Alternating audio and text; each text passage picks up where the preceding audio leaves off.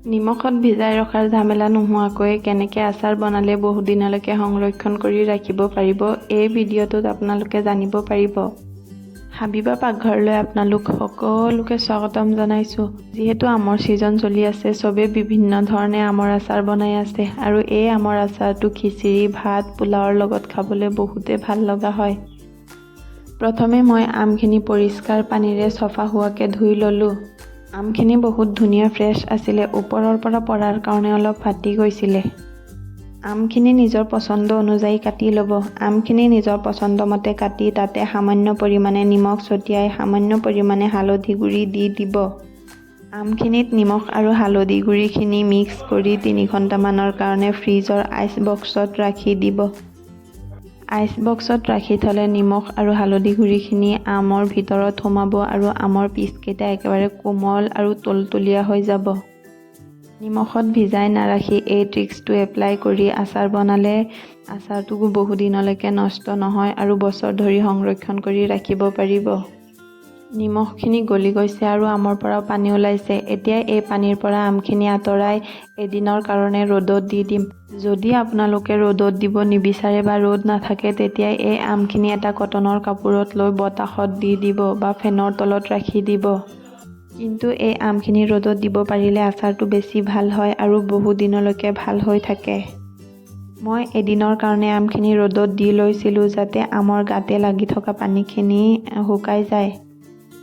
এতিয়া গেছটো অন কৰি টাৱাটো বহুৱাই ল'লোঁ আৰু টাৱাতে মই গোটেই গৰম মছলাখিনি আগতে লৈ লৈছিলোঁ।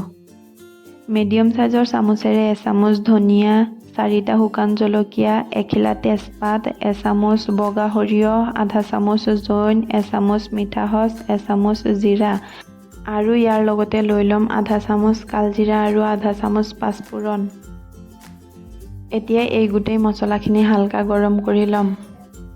এতিয়া এই গোটা মছলাখিনি আধা গুড়ি কৰিবৰ কাৰণে এটা মিক্সি জাৰত লৈ ল'ম আৰু এইফালে মিক্সি জাৰত সেই গুটি মছলাখিনি অলপ ঠাণ্ডা হ'বলৈ দি আৰু এই পেনটোতে 1 কাপ সৰিয়হৰ তেল লৈ ল'ম আৰু এই সৰিয়হৰ তেলখিনি হালকা গৰম হওঁতে ইয়াতে সামান্য কালজিৰা আৰু পাঁচফোৰণ দি দিম।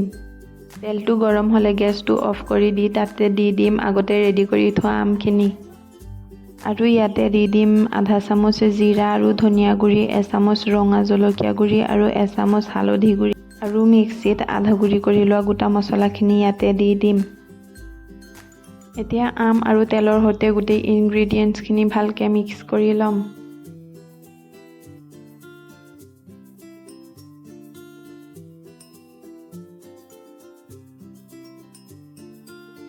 গোটেই ইনগ্ৰিডিয়েণ্টছখিনি ভালকৈ মিক্স কৰি ইয়াতে দি দিম সোৱাদ অনুসাৰে নিমখ আৰু হোৱাইট ভিনেগাৰ।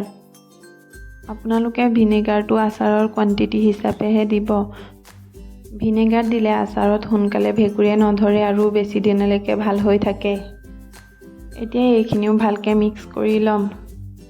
চাওক এই আচাৰটো চাবলৈ কিমান ধুনীয়া হৈছে ন, চায়ে খাওঁ খাওঁ যেন লাগিছে। এই আচাৰটো এটা কাঁচৰ বটলত ভৰাই 2 পৰা 3 দিন ৰ'দত দি দিব আৰু বছৰ ধৰি সংৰক্ষণ কৰি ৰাখিব পাৰিব। এটা ট্ৰিক্স মনত ৰাখিব, যেতিয়াই এই আচাৰটো খাবলৈ ৰেডি হৈ যায় বা আমি খাব লওঁ তেতিয়া হাতেৰে নলিয়াই এটা পৰিষ্কাৰ চামুচেৰে উলিয়াব আৰু খাব। আচাৰ হৈছে আমাৰ যিকোনো খোৱা বস্তুৰ অংগ। বিশেষকৈ গৰমৰ দিনত আচাৰৰ সোৱাদে খোৱাৰ মজা বঢ়াই তোলে। আমাৰ ঘৰত তৈয়াৰ কৰা এই পৰম্পৰাগত আচাৰটো আশা কৰিছোঁ আপোনালোকেও ঘৰত বনাই খাব। যদি ভিডিঅ'টো আপোনালোকৰ ভাল লাগিছে তেতিয়া লাইক, শ্বেয়াৰ এণ্ড ছাবস্ক্ৰাইব কৰিবলৈ নাপাহৰিব। কাষত থকা বেল আইকনটো প্ৰেছ কৰি দিব। অন্য এটা ভিডিঅ'ত লগ পোৱাৰ আশাৰে আজিলৈ বাই বাই।